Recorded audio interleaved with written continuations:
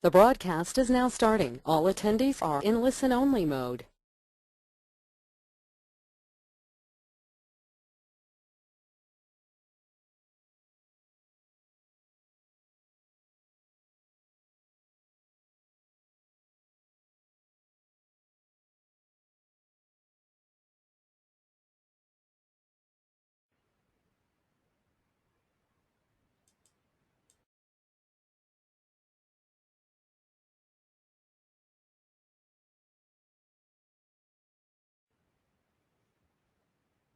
Good afternoon, everyone. Welcome, and thank you for joining us today for our webinar.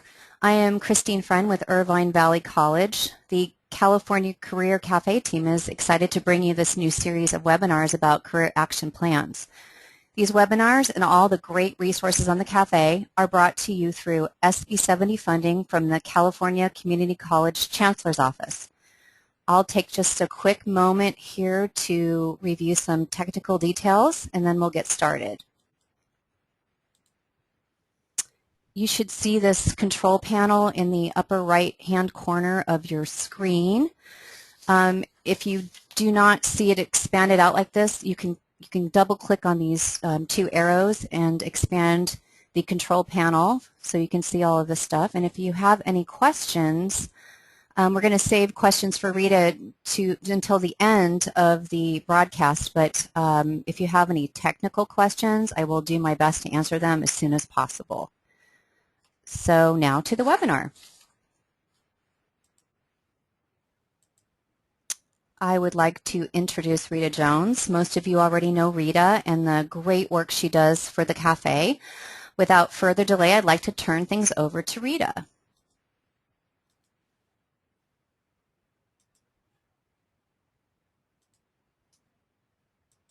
Hi, Rita. Screen? Yes. Hi, everyone. Okay, I'm on. Welcome back to all of you to week 3 of our 4-part series on career action plans. As you saw from the screen right before this, today we're going to talk about experiences or how to validate a career choice with real-world experience. So we're going to go again to the Career Café Live so I can show you that section of the website in addition to sharing with you the brand new CAP 3, which you're probably aware by now is our structured approach to the Café that can be assigned by you, our professionals, either to individual students or as an assignment in a workshop or a class, or even as a prerequisite to a counseling appointment. Lots of choices there.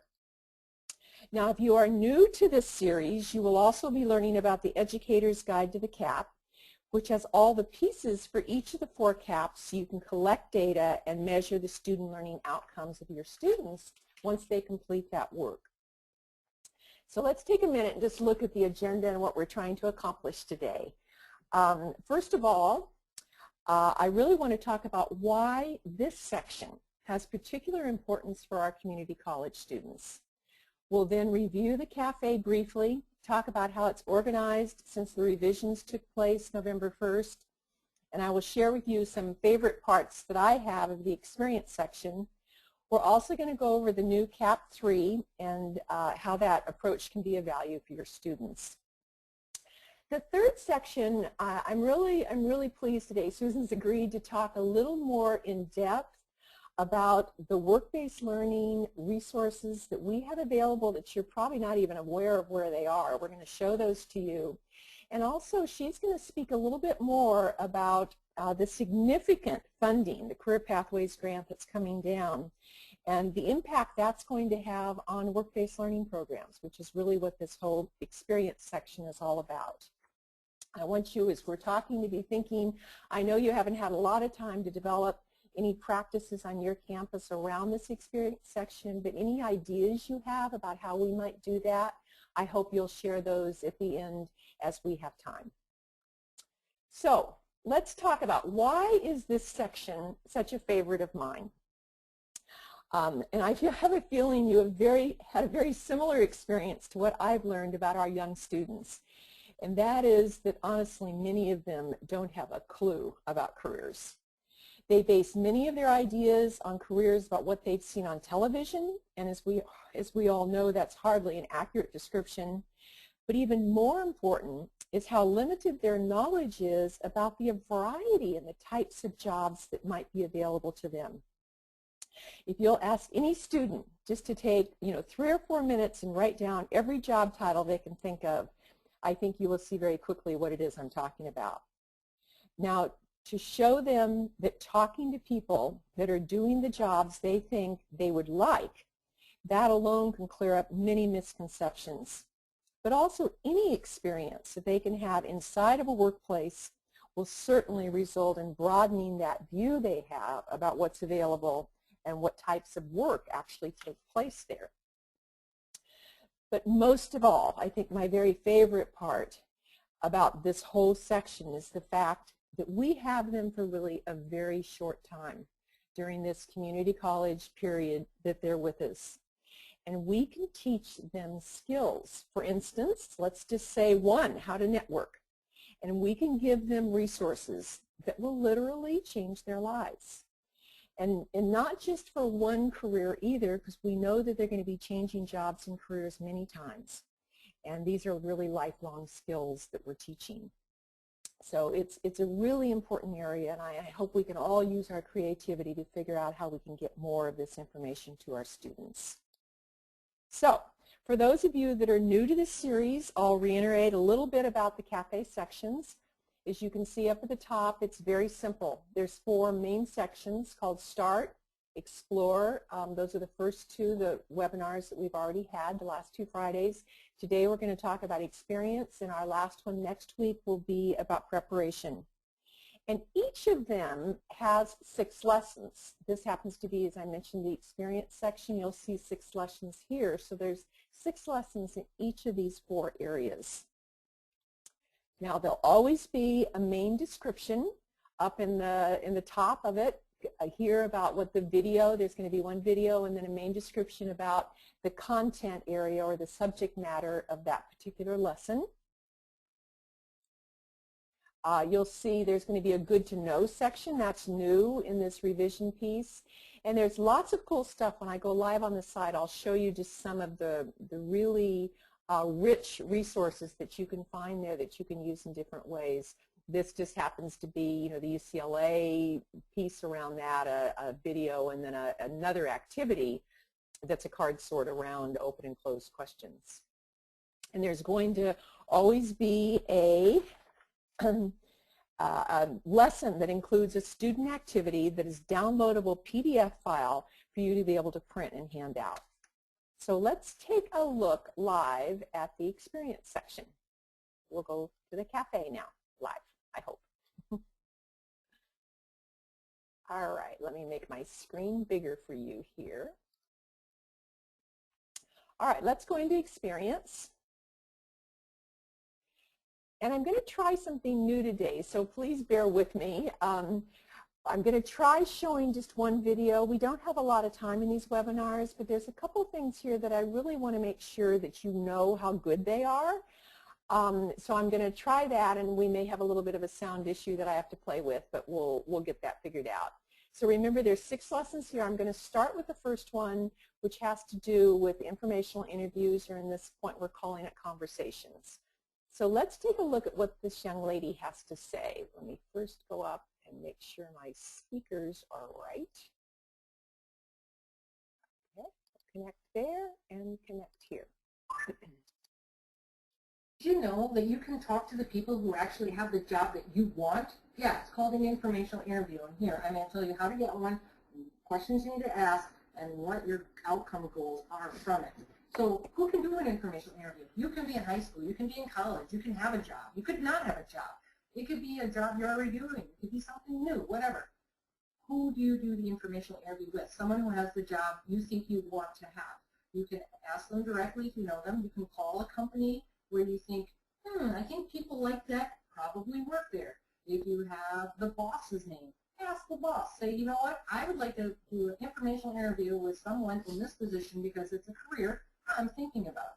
And you may have to call a couple places. Don't limit yourself to the city you live in. Feel free to call nationally. Call internationally. There's no limit on these informational interviews, and you can get so much out of them in terms of information. They're amazing. I've done several. I love them. So you call, you either talk to the person who has the job you want, you talk to the boss, you talk to the company, and they go, oh yes, we do have someone who is in that position, and yes, we would be willing to do information, have them. So you make a time, very brief, about 15 minutes. So here's how the questions can go. You want to thank the person for meeting with you. Very awesome, right? That they would take time out of their day. And a couple questions. So what got you, interested in this career that you're in? Go ahead and listen, make notes, ask them about their education. What do you feel truly prepared you in terms of education to do this position? Tell me about your average day so you can actually hear what are they doing throughout the day. Is that something you want to do? An important thing in technology I talk about is either you like working with people or you don't. And depending on this, you're going to have some different job options, okay? So listen to what they're telling you about their average day. Tell them you appreciate what they're saying, because I hope you are, because this is stuff they just can't get in books, okay? Now, here's the opportunity where you can really go, what have you learned on your job that you didn't know before you got into this role or this position? Really listen. And just ask for direct advice. So if I were looking to get in this position or this career, what kind of advice would you give me directly? Another great question is to ask, do you feel, what are your next steps in your career? Some people may be in a job that they plan to retire in. Other people may go, well, this is just a stepping stone to my next job. And you can even ask, what job did you have before this? So you are able to build a picture of what your future career path could, should, would look like. Right? So those are great questions. At no time are you to ask for an actual job. You're only doing an informational interview to collect information about a possible career choice that you may make. This is just huge. And you don't really have to ask about how much they earn. You can get that information from salary.com. And that does national, regional, whatever, and you can figure that stuff out. Your goal is to figure out, is this the right fit for me? So I hope that helps, and good luck out there interviewing and seeing those resumes. Did you know that you can... All right. Let me just bring this back in a little bit so I can get my... Good. I needed to get Christine back on air so I can make sure. Christine, I'm hoping that you can hear me okay. Is everything all right? Okay, good. All right, we're back. Good, that worked. Awesome. So now let me tell you just a little bit more about what's going on here. Now remember, I showed you on the left-hand side the good to know section from UCLA. Let's take a quick peek there. Everything that your student would need to know. What is it? How do they go about it? What are the benefits? How does it work? How can I best prepare? You'll see over here some questions for them to ask. Great resources here from UCLA on informational interviews. Another, Did you know that you can talk to the people who actually... Sorry, little glitch here that I have with my speakers. All right, another activity, and let's take a look at this particular activity around the career conversations, because it embodies a couple things that I think are really important to know about our activities. This one gives them a chance to practice. I feel so strongly that the reason our students don't do these sort of things, go out and talk to people and network and all of this, is they're really unsure of themselves about what they can say and how to handle it. So the more practice we can give them, the more opportunities we can help them develop a script. Here's just a phone script that they could use when requesting an informational interview. They fill it out. The other part I like about this is I find in a classroom, whenever you allow students to use the technology that they're really familiar with, they love it. Here you're having them record that script into a cell phone. So they can play that back, hear how they sound, they can have it evaluated by their buddy, whatever it is, it's just making them more comfortable by giving them the resources about what to say and what to do. So that's a particularly good one. Any time we can get them to be able to practice, I think it's helpful for them. So let's go up and take a look. Did you know that you can talk to the people who actually... Do you see? We're really trying to get this technology in the videos to show, so bear with me. All right, now let's go back to more lessons. And let's take a peek at the volunteer. I'm not going to go into a lot of depth on each of these. It's simply out of time, but let me just mention a couple of things. The main video has a lot to do with just telling the students the difference about how the volunteer can be as valuable, that kind of work, as a paid job. There's several different opportunities here within the experience section that will actually give them a website where they can make be able to find a volunteer opportunity, where they can find a mentor, where they can find an internship. You'll find it in each of those sections in this bottom left. If you have never done Volunteer Match, I love it. You just go in and put in your zip code, and it's going to tell you the opportunities that are right in your neighborhood. And this activity I also really like because many of our students really don't know about what are the volunteer options and what can I do. And here they kind of answer a few questions, and then they find out whether they're more of an active hands-on type person, and these are the kind of experiences they could be doing, whether they want to do more helping type of things, artistic, creative, or more technical jobs. So again, just good information for them to have and would help them be able to make that transition into a volunteer kind of position. Now we'll go to our internships next. For those of you that haven't ever heard the Internship Queen, she's pretty funny. But actually, she really does, she answers some good questions, like where do I go to get an internship? How do I actually get it? What takes place during that interview? And one of her most important points is that you don't stop then once you have the internship. How do you make the most of it? Now, there are several infographics in these good to know sections. I'll just show this one here. Some good things that you can use with students. They're interesting to look at. This shows, kind of talks to them about who gets hired after an internship, how many have a structured type of program. Is anybody offering virtual internships? What can they expect in the way of paid versus unpaid? That sort of information is all there in that infographic.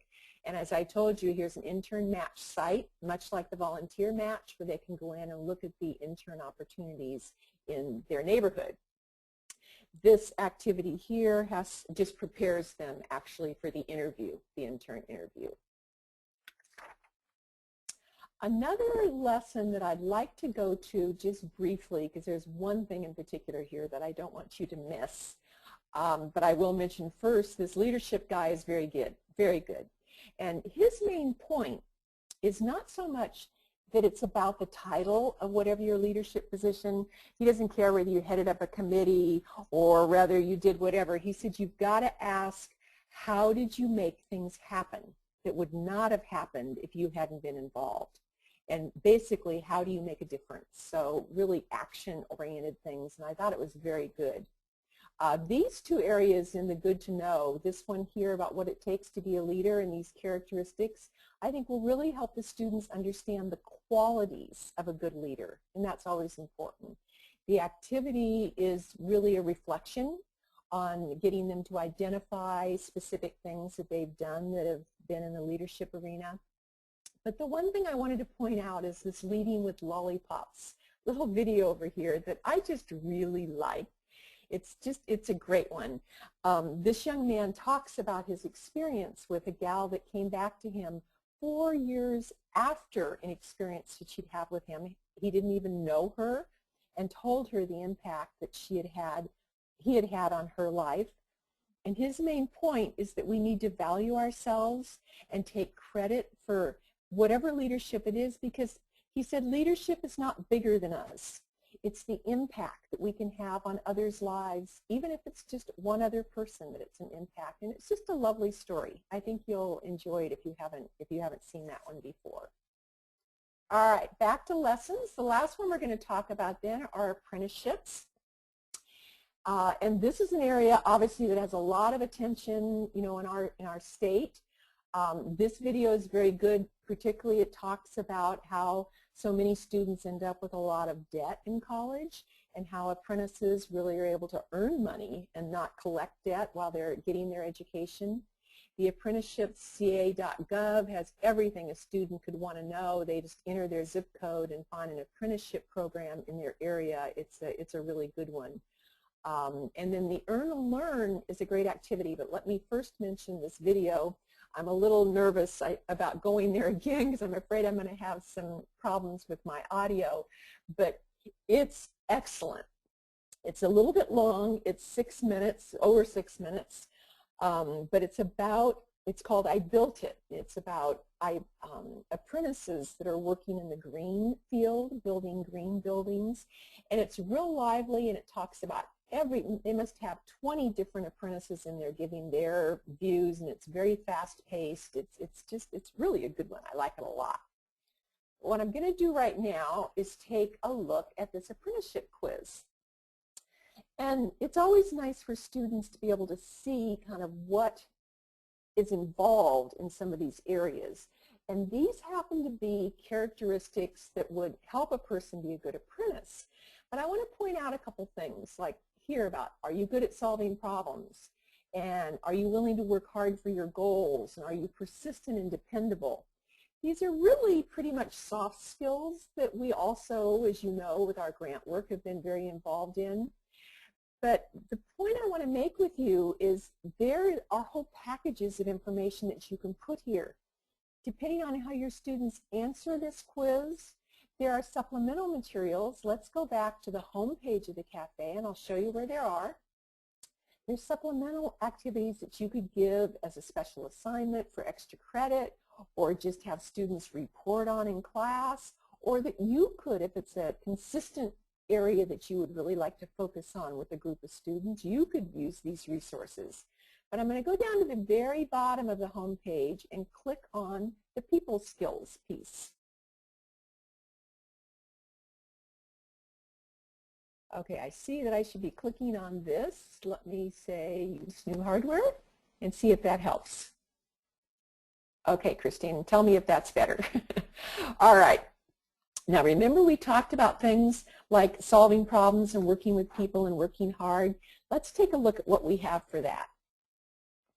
All right, first one, problem solving, number 9. And this will give you an idea about how each of them is formatted. Again, there's going to be a short video. This happens to be an excellent one that talks about making decisions and solving problems by using brainstorming and mind maps. There's going to be kind of a quiz with each one and an activity. This activity has to do with the 5 whys, and how to get to the bottom of whatever is causing the problems. But let's go to another one that's really a big one, I think, in terms of soft skills. And that would be the collaborative piece. This one says employers are keen to hire people who get along well with others and who work effectively on teams. It's a really good video. And then there's a teamwork activity here. And then let's look at number 6, because number 6 and number 5, I'll leave them both on the screen at the time, are 2 real favorites of mine. Most of you know the Will Smith video on work ethic. It's probably one of our most popular ones that we have. He does a great job of talking about that and how failure is not final. And the activity really answers questions about a person's particular work ethic. I love this gal on resiliency. She's awesome. She does a really good job talking about how life doesn't always hand us exactly what it is that we have in mind. So how do we bounce back? How do we have a backup plan? And this activity, I will show you this one, because again, in the whole realm of being able to give students the opportunity to try out things, I think it's coming up. There it is. And to be able, great discussion that you could have with your students. These are different situations where something didn't work out exactly the way that they had thought. And so what should their plan be? To help our students understand how flexible we need to be, because life just really doesn't work exactly the way that we want all the time.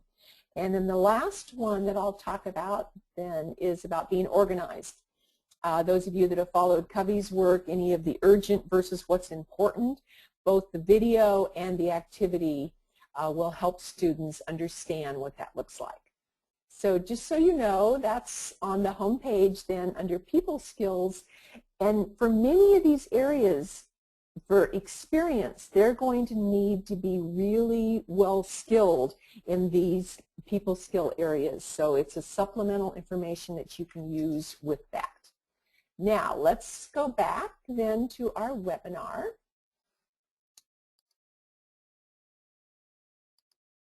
All right. And what we're going to do is take a look at the CAP now, because remember the CAP is a structured approach for you. We'll bring that up on the screen and I'll talk about what's in there. I'm live on the Career Brief site. I'm going to go to the home page just to make sure that you know where I'm going. This is the home page of Career Briefs. I'm going to free resources. And you'll see each of the first three that we've been covering are here on the top right of the screen. The third one today that we're doing is experience. I'm not going to go into that today because of lack of time. I will show it to you quickly. It's just completed. We've got a couple last things to do, but it's just all really close to being ready. And you'll see, just so you understand, if you haven't been on one of our webinars before, what this is like. It's going to be very step-by-step approach. This has 3 steps to it. As soon as I turn the page, I'll get to step 1, and the worksheets are there for the student. They're very directed. Do these 5 things, hand it in to your teacher or your counselor, whoever assigned that to you. All right. Now, the other thing I want to point out while I'm here is that you'll see the last 2 webinars are archived here if you want to go back and look at any of that. And the Educator's Guide, which I'm going to talk about as soon as I get back to my PowerPoint, is located right here. So those things are all there for you. Let's go back to the webinar, and I'll show you the Educator's Guide, then I'm going to turn it over to Susan for a minute. All right, thanks again to Deanne, who has been working with us to be able to get this Educator's Guide up and running. It has the 4 different areas, which you'll see right here, about career direction, career goal. Today we're talking about experience, and next week about how to land a job. The student learning outcomes, again, as I've mentioned, there's nothing that says these have to be the same one you choose. It's a starting point for you.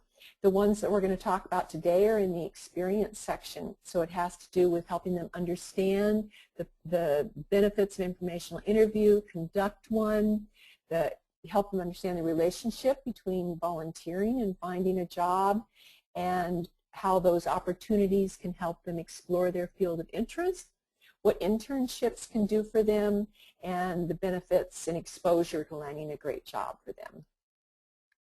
Now, all of the CAPs are the same here, as you'll see in the table of contents. Again, there's a pre-test, a post-test, and a key. So let's look at the ones for CAP 3. If you were going to assign this and wanted to collect the data about if your students learned anything or not, you would give this pre-test to them before you started and just see where they are. Then once they had completed the CAP, you would give them the post-test so that you'd have a comparison. And for you, the key is here that has the answers, and it's all there within that particular Educator's Guide. So what I'd like to do right now, let me look at my timing. I'm sure we're in good shape. Yes. I'll turn this over to Susan. Susan, you want to come on the call? Good morning. Good morning. Oh, good morning. There she is. All right. I assume you want me to go here. Is that right? Yes. All right. Yes. And you're on. Okay. First I want to say something about. I'm getting a big feedback. I hope others are getting the same thing. Rita, I have something to do with your speakers. Okay. Let me turn off.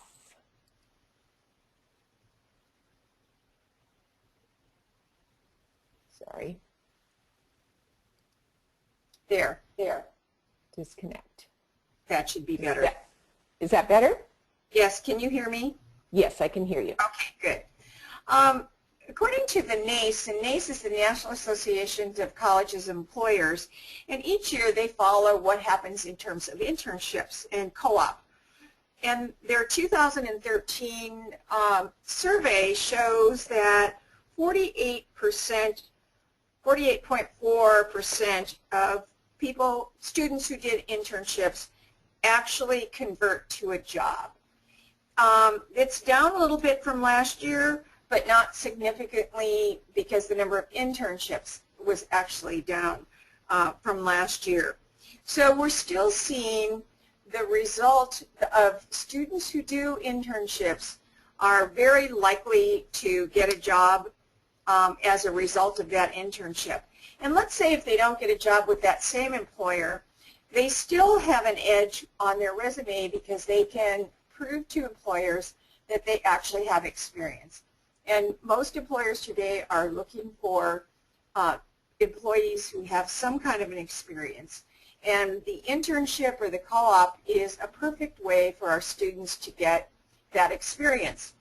In addition, it makes the learning, what they're learning in the workplace or what they're learning in the classroom, it again makes it more relevant for them. Sometimes it helps them to decide, like Rita said, experience helps you decide, I really don't like this area. I really don't want to be an engineer. I really don't want to go into communications or whatever it might be. So again, there's that aspect of getting that experience hands-on in a real-world live setting. For about 5 years, I chaired the Work-Based Learning Employment Services Statewide Advisory Committee, and we dealt a lot with all kinds of work-based learning. And I want to just clarify something here in that work-based learning is really a continuum. And it might start at a very early level having a discussion with your family about jobs or careers. And it might move on to guest speakers in the classroom. It could look something like field trips that students take in a classroom. And it slowly progresses into the actual on-the-job work experience or internship. And it's even more important today for our students. The Chancellor's Office and CDE have just released $250 million. I mean, when I looked at that, I thought, I've read that wrong. I have to go back and look. It's $250 million Career Pathways Trust grants. And I want to tell you something that it's very clear in the RFA and in that they are looking for all kinds of work-based learning in this career pathway. It's to develop career pathways and to provide work-based learning along that continuum of a pathway. Those grants are out right now, so I would encourage you to find out who on your campus the funding agency is going to be the CDE, California Department of Education. There's going to be 15 $600,000 grants. There's going to be 15 $6 million grants and 6 at $15 million. Now, that doesn't sound like very many grants, but what's going to happen there is that they're funding on a regional basis. And community colleges can be the fiscal agents, but I would think somebody at each one of your colleges is heading up some kind of a task force or a committee or participating maybe with an ROP with your county office of education or with your local high school districts to prepare an application for this funding. And it puts you in an ideal situation if you want to develop an internship co-op work experience program on your campuses. And maybe you want to do that training or help your high schools to set that up. It can give you money to do that. It also could give you money to have counselors that work with your high school students who maybe put them through the activities on the Career Cafe. So it's a lot of money, and I would encourage all of you to find out who on your campus. I would go maybe to the CTE dean or the Economic and Workforce Development leader on your campuses and find out what their thoughts are and who's preparing that grant funding. To that end, on this Work-Based Learning Employment Services Advisory Committee, and this advisory committee is now defunct because the Chancellor's Office didn't think at the time that it was that important to fund again this year, but we've left some of the resources up here that we put up that we developed. And one of the first ones, if you want to know more about work-based learning, is that first resource under reports that says Work-Based Learning Handbook. And that was recently revised in June. It was finished in June of 2013. So it talks about mentoring and job shadowing and field experience in clinical and service learning and apprenticeships, all the different kinds of work-based learning. So I think it could be a good resource for you if you're going into some of the grant funding. Then go back, Rita. There's another one in there that's called Career Practicum Linked Learning. And it's about the third one down. This was put out by the Linked Learning Alliance and its work-based learning strategy. And this is going to be extremely important in this funding. So if you're interested in going after that Career Pathways Trust grants, there's, this gives you all the research about work-based learning and why it's important. And a lot of this was funded by Gates and ConnectEd and a lot of those agencies that put together this report. So there's a lot of resources in here that are very useful in writing grant applications or talking about that work-based learning continuum. You can see on this page, it starts with career awareness, career exploration, practicums, and career preparation. You are the experts in this area, so I would encourage all of you to find out who's going after that money if you're looking for money to set up your own programs, to be involved, at least in the plan for what's going to happen with the career, with work-based learning and the career pathways. Okay, Rita, I think that's, unless you have more questions or anybody had questions for me. Okay, if you do, you know that you can be able to ask questions through that screen on the control panel on the right, the chat box. So we'll give you a second to ask those to Christine. Susan, thank you. That's great. So now remember where you can find this in case you're now remembering where I went. I'm on the Career Briefs homepage, and I went over here to the left to the work-based learning, and that's where those resources are housed, those reports. We don't have any questions, Rita, but we do have a comment. Just thank you for the great, helpful resources. Oh, good. All right. Thank you. I might add one more thing, Rita, and that Sure. is if they're interested in looking at that Career Pathways Trust grants, the $250 million, go to the California Department of Education and look at their grants homepage, because that's where the entire RFA is located. So Okay. you can get the due dates. They have to submit a letter of intent by a certain date, and then I think the full application is not due until May. But people are scrambling to do it. And the Chancellor's Office is going to be doing a series of webinars coming up, and then CDE is doing 3 in-person RFA consultations around the state. I think there's one in Bakersfield or Fresno, one in Sacramento, and one in Los Angeles. Okay. That information is on that webpage. And Susan, this is California only, correct? This $250 million is all for California. This is state funded. This is funded by the state of California. Yeah. Okay. Excuse me. Big bucks. And that's why yes, go ahead, Christine. Someone asked if you could repeat the last web page at the California Department of Education. Yes, the California Department of Education, it's cde.edu, I think, or it might be org, and it's on their grants page. And it's every grant that they have available is listed on that page, and it's like the second one down. It says new, and so that's where I think you also could Google Career Pathways Trust, correct? And you can also get it on the Doing What Matters website on the Chancellor's Office. If you just Google Doing What Matters, it's on that website. It's in their most recent e-alert. Okay, great. If you have any other questions, just send them to Christine. I have just a couple more things that I wanted to mention. So, and again, for any of you that have any ideas about using this experience piece, I thought I'd take just a minute because I asked, you know, a few of my colleagues of Statewide, and Wendy Whitney was willing to share one. She's at Chafee. And what she's doing is using, you know how I've mentioned before that each of these lessons is really almost like a workshop in a box or a toolkit that you can go in and provide an experience for your students, give them, you know, the video, the foundation, make an assignment if you choose.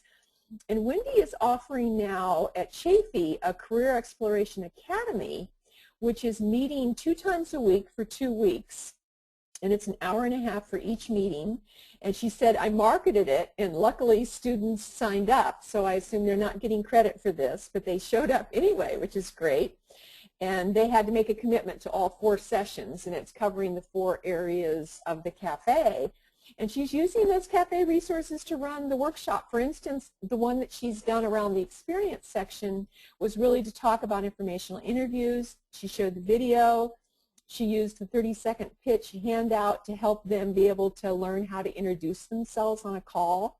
Then they were able to practice with one another, have an informational interview handout that she had given to them, and they could practice the questions and then complete that informational interview before the next class where they came back and were able to talk, you know, with the rest of the class about it. And as we know, that accountability piece is big because they're going to resist doing it. But my own personal experience is I've never seen as much energy in a class as the day that they come back after they've had to complete that. The stories they have, the worlds that are opened up to them, it's just, it's very exciting and very affirming. So I hope that, you know, all of you are able to take advantage of that opportunity and realize that our job is really to make that easier for you by providing these resources for you.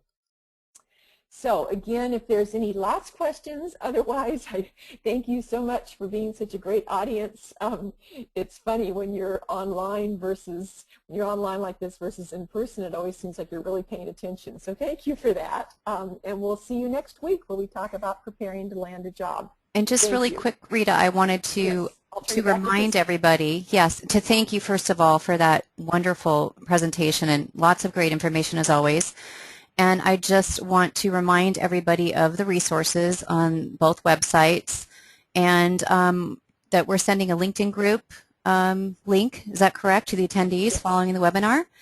Yes. And don't forget to join Rita on Friday, January 31st for the next webinar, Prepare. So I just want to thank you again, Rita. Yes, thanks. And take care, and I'm going to sign off now. Have a great day, everybody.